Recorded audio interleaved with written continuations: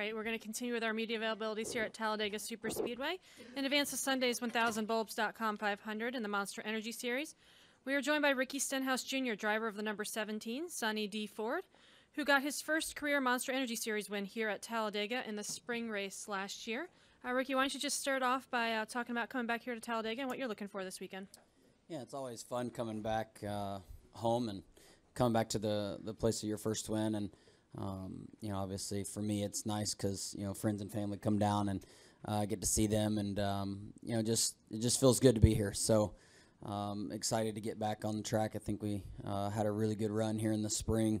Wish I'd have done a few things different there in the spring, coming down last few laps. So hopefully, I learned a little something there so that, when it comes down to it, we can put ourselves in a little bit better position to, cross the finish line first.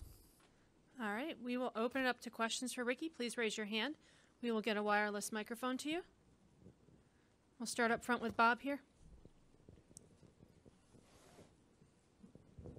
Bob Pockris, ESPN. I assume you've known Kane for a long time through your sprint car stuff. Is it concerning at all to see what he's going through, especially because nobody seems to really know the reason behind his dehydration issues?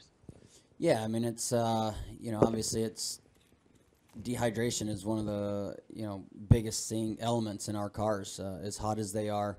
There's races that you feel pretty bad afterwards, when you're sweating so much. So, being in, continuing to work out and continuing to make sure that you're hydrating yourself and, doing all the right things, before the race. And then, I guess if anything, it's nice to at least know, and, he's done some testing and, maybe we can look at those results and actually see if there's a way to, maybe be a little proactive about it. Maybe when you start feeling some of those symptoms come on as far as being run down and things like that after the races, like Casey has been dealing with. So, no doubt that probably had issues with his performance over the years with, maybe not knowing that those issues were there. And, it's definitely a bummer that he couldn't finish out this season with us. I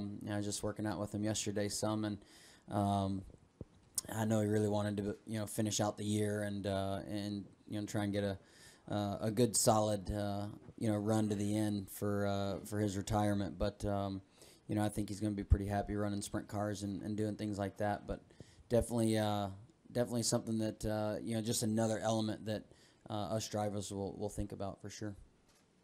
I'll go in the back to Matt. Matt Weaver, Auto Week. Does the criticism from Daytona in July change any of how you approach this race, or does the fact that it's now the playoffs and you're not a part of it kind of take care of that for you? No, I mean, I don't really care about criticism. I think, we're all in this business and you get criticized for something all the time. So, I feel like a lot of fans criticize you. So they're the ones watching in the grandstands, and they don't change the way I race. I'm going to go out there and put on a show and try to put our Sonny D. Ford in victory lane, and that's really my only concern for our team. Now, being that it's a playoff race, it's always a little bit different. You always, try and give those playoff guys a little extra room and be a little more cautious around them. That's just how it is. So, since I've been in the Cup level, the Speedway race is always a little more nerve-wracking in the playoffs, and there's things you want to do that you might not do otherwise just because it is a playoff race. So on that aspect of things, you're a little bit more conservative.